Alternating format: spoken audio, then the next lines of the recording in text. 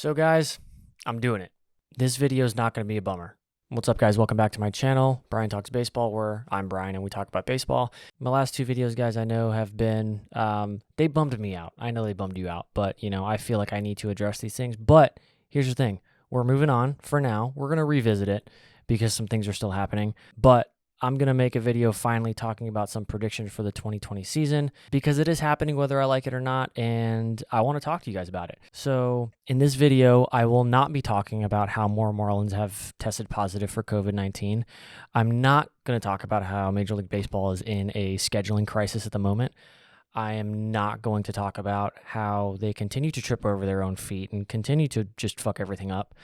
I'm not going to say cancel the season again.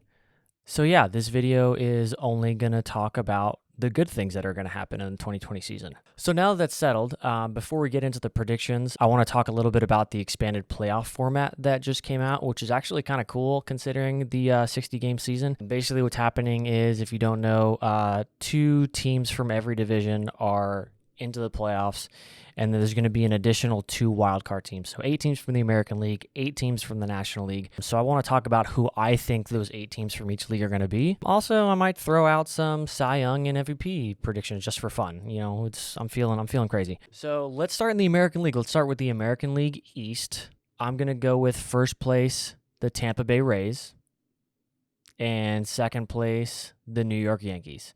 And before you call me a homer, because I have 2 Evan Longoria figurines on my back desk, in my defense, fuck you, yeah, I'm a homer, whatever. The Tampa Bay Rays, I think, there's not a team that's better built for a 60-game season. This team is so deep. They have so many position players. They have so much pitching.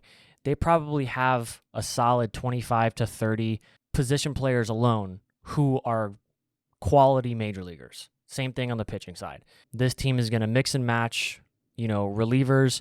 They have, probably set anywhere from 7 to 10 major league starters on the roster. They're going to mix and match. They're going to platoon like crazy. They're going to do 2-man outfields. They're going to do some crazy shifting. I think this team is just going to find ways to win, but not in that gritty, gutty, whatever stupid cliche way. It's because they're actually really, really good. And I think they're the best team in the division. Second place Yankees, I think it's obvious why the Yankees are a really good team. I think that they are the consensus best team in baseball. But yeah, I think that the Rays are a little bit better. I don't think their starting pitching is particularly deep. I know their bullpen is very good and they have a lot of good arms back there, but they need the guys to eat the innings, and I just don't know if they have that. They have a lot of injury risks. I don't think that their depth coming in like they did last year and being as good as some of their starters, I don't think that is sustainable, and I don't think that can happen 2 years in a row. So therefore, I see a little bit of regression in the Yankees. I know they got Garrett Cole. Obviously, that was a great pickup, but like I said, past that, starting pitching, I don't know if I trust it. American League Central, I have Cleveland finishing in first place and the Twins in second, and I think it's a similar story, right? I think Cleveland is better than you think. I know they traded away Corey Kluber, but this team is still really good. Any team that has Jose Ramirez and Francisco Lindor anchoring their lineup is going to be really good. Shane Bieber, Mike Clevenger, atop the rotation, Carlos Carrasco. That's as good a top 3 as any in baseball. As far as the Twins go, yeah, they're good. I think they overachieved a lot last year, and not to say they didn't, earn the record that they got, but I think this team just reeks of regression. I think starting pitching is an issue for the Twins as well. I just don't see when I go up and down their lineup, and I see a lot of guys last year putting 125, 130 WRC pluses. I just don't. Those are not guys who have put that up for their career. So I don't see that being sustainable. Nelson Cruz is going to mash. Josh Donaldson's going to mash. Miguel Sano is going to mash, obviously, but the Max Kepler types, the Mitch Garver types. Yeah, for their sake, I would love to see him do it again. I just don't see it happening 2 years in a row. So AL Central, I have Cleveland, and then I have the Twins. And now let's talk about the West. I know the Astros just lost Justin Verlander for the year, but I still think they're the best team. I think it's a lot closer to the A's. I think the A's are scary good. Their pitching top to bottom is really good. Their offense is really good. Their defense is really good. I think this is as complete of an A's team as there has ever been. I just think the Astros are just a shade better. I think that they're going to absolutely mash. They're going to get Yordan Alvarez back. They're going to have him for the full season. They're healthy for now, because that's always a concern. Guys like, Carlos Correa, Jose Altuve, both guys have, spent some time on the DL, especially Correa. But we know Bregman's going to hit. We know Brantley's going to hit. We know Springer's going to hit. We know Gurriel's going to hit. And yeah, they're without Verlander. They let Cole walk in free agency, but, Zach Greinke's still pretty good. Lance McCullers looked really good in his first start. Jose Urquidy's going to come back. Forrest Whitley's, going to be pretty good. They don't need him to be the guy right now. I'm excited to see the Austin Pruitt reclamation project happen right before our eyes. Very underrated acquisition. I know he's shut down right now, but we don't know the extent of what's going on. In the American League West, I have the Astros first and the A's second. Now, let's talk about the two wildcard teams, because this is where it gets kind of interesting, and this is kind of where I struggled a little bit. The first wildcard team, I have the Chicago White Sox, and I was reluctant to pick them because I am not a huge believer in the moves that they made. I think really the only move that put them anywhere close to contention was signing Yasmani Grandal. That is definitely a transformative win now type of move. Yeah, Dallas Keuchel's nice, but I don't know if he really makes a good team that much better. Same thing with Edwin Encarnacion. That's another. It's a nice pickup, but I don't know. Neither of those are guys that are going to put you over the top. Let alone, turn a 70-win team into a 95-win team.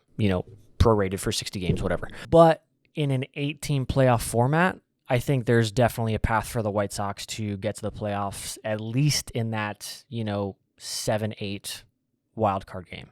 And finally, for the number 8 team, I mean, really, the last good team in the American League left is the Anaheim Angels, and they were another team where I know they signed Anthony Rendon. I would have been much higher on them had they went through with the trade where they would have acquired Jock Peterson and Ross Stripling. I would have loved the Angels if they made that trade, but for whatever reason, it fell through. They didn't end up restructuring that trade in any way, so they don't have those guys. I think the delayed season definitely works in their favor because now they have, they have Griffin Canning, who was supposed to start the season on the DL. Shohei Ohtani did not look good in his first start. He actually looked very bad. Saying he didn't look good is actually, that's nice. I think he'll be fine. They have Mike Trout, guys. They have Mike Trout. Anyway, let's move on to the National League now. So again, let's start with the East, and this is an interesting division because there's only 4 teams now, and they're all good teams. You could pick any one of these teams, and you could theoretically convince me why they're the best team. If you pick the Philadelphia Phillies to win the division, you're not out of your mind. You can take me there. But I'm going to pick the New York Mets to win the National League East, and here's why. There's not a team that benefits from having the DH more in this division than the New York Mets. It gives Yoenis Cespedes a path to playing time. It gives J.D. Davis, Dominic Smith, all of these guys who were fighting for at-bats last year, who had really good numbers in smaller samples. It's going to give all of those guys more at-bats. And I think for the Mets to be as good as some of the other teams in this division, this league, I think those guys need to get at-bats. So we know that their starting pitching is good. I think Rick Porcello is a very underrated acquisition. I think he could have a pretty good year. Marcus Stroman, we know, is good. They still have Jacob DeGrom. Michael Wacha, another pretty underrated acquisition, could have a bounce-back year. And he's also the number 4 or 5 starter, so what do they really need out of him? I'm not putting a ton of stock into Edwin Diaz's struggles last year. I love Seth Lugo. I think top to bottom, as far as their major league core, I think top to bottom, other than the Dodgers, I think that the Mets are actually probably the deepest team in the National League. Now, if they have some guys that, test positive or they have some guys go down, I'm not confident in their depth past that, but I think 1 through 30, 1 through 28, 1 through 26, the Mets are really good, and I think that they're going to win that division. Second place, I have the Washington Nationals. For me, it's Steven Strasburg, Max Scherzer, Patrick Corbin. You have those 3 guys, you're always going to be good. I think their offense is good enough. The reason why I'm not picking a team like the Braves is because I think the Braves are more equipped to weather a 162-game season than I think they are to handle a 60-game season where every game matters a little bit more. I don't think pound for pound the Braves can really match up to some of the other teams in the National League in a 60-game season. I think the Braves have a lot of depth and they have a lot of young talent, and I think that's why they've been able to win the division the last 2 years. But again, with every game being so much more important, every game is going to be managed almost like a playoff game. I don't think the Braves are as good as the Nationals or the Mets. So now for the Central first place team, I have the Cincinnati Reds. I loved them last year.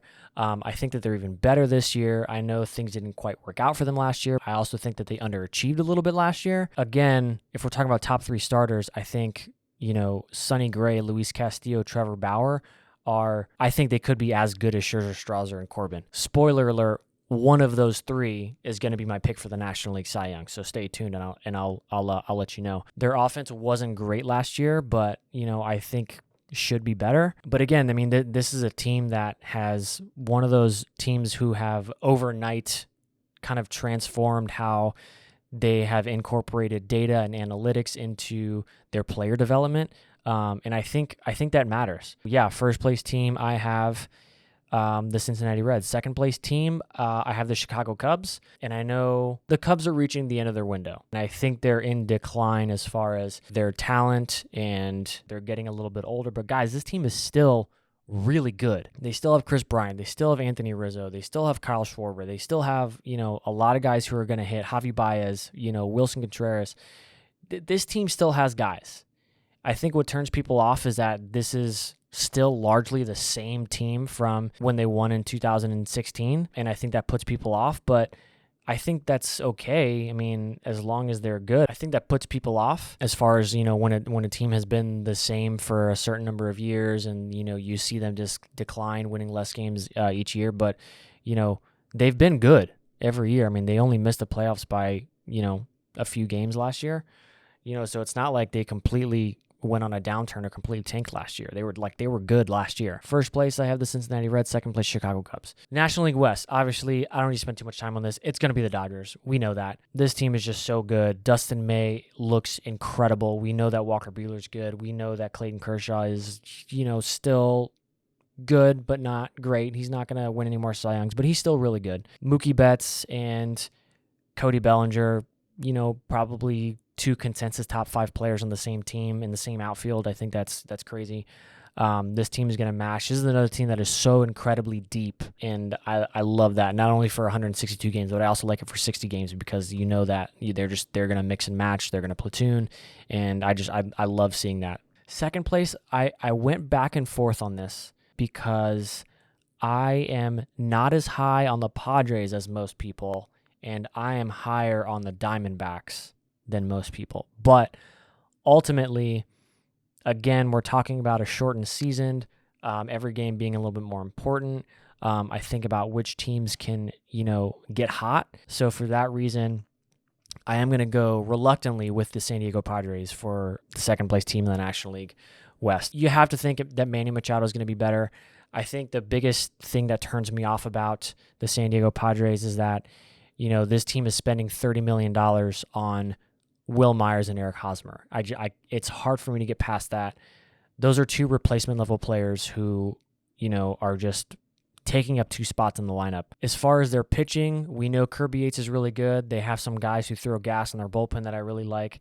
Dinelson Lamet is the best pitcher that you don't know about. They have guys coming up the pipeline. We know how good Chris Paddock is. Garrett Richards has been looking good so far. I think he's going to have another good year. So ultimately, yeah, I think the Padres are going to be the second place team that comes out of that division, the National League West. For the next 2 teams, the 2 wildcard teams, I think it's going to be really close, but I'm going to leave the Diamondbacks out of this one. I think it's ultimately going to be the St. Louis Cardinals and the Milwaukee Brewers. I just think that the National League Central is so deep. It's so good. Even the Pirates, I think obviously they're the worst team in that division, but I think even they are better than you think, and I think that they can surprise some people. But yeah, I think 4 teams 4 playoff teams in the National League are going to come out of the National League Central. It's going to be ultimately the Reds in first, Cubs in second. That's what I'm going with. And then Cardinals, Brewers as those 2 wildcard teams. I'm not going to tell you which one I think is going to be wildcard 1 and wildcard 2 because who cares? And honestly, I don't even know. But that's how I think it's going to shake out. There you have it. So let's talk about awards, right? Those are important. So let's start with the MVP in the American League. This was a tough one for me. No, it wasn't. It's going to be Mike Trout. Come on. Get your heads out of your asses, guys. For the National League, I'm going to go with Christian Yelich. I think he would have won it last year had he not gotten hurt. I think that he's really good. I keep wondering when he's going to slow down, and he keeps not doing it. And he's not off to a great start, but who cares? It's 4 or 5 games into the season. I think he's going to catch fire, and I think he's going to do what he does. For Cy Young, we'll start with the American League. It's going to be Garrett Cole. He should have won it last year. He looked pretty good in his first start. He's changed a few things, and I'm going to make a video about it. He's made a few adjustments that I think have made him even better than he already was. He's the best pitcher in baseball right now. So yeah, so American League Cy Young, I've got Garrett Cole. In the National League, I did tell you already that it was going to be one of the guys from the Reds between Trevor Bauer, Sonny Gray, and Luis Castillo. Ultimately, I think it's going to be Luis Castillo. He was really, really good for the first half last year. Not as much in the second half, but this guy is lights out. He throws, anywhere from 95 to 98 with his fastball. He's got that devastating changeup. He's got the slider just to mess with you. He's really good. I think he puts it all together this year. In addition to striking out a ton of guys, he rolls a ton of ground balls. So he just gets a ton of outs. I think, yeah. So National League Cy Young, Luis Castillo. That's who it's going to be. Anyway, guys, thanks for tuning into this video. I'm glad I was finally able to make one that was a little bit lighthearted. I keep using that phrase. But anyway, guys, if you like the videos and the content that I'm making, please barrel up that subscribe button, shove that like button. And yeah, guys, I will see you next time. Later.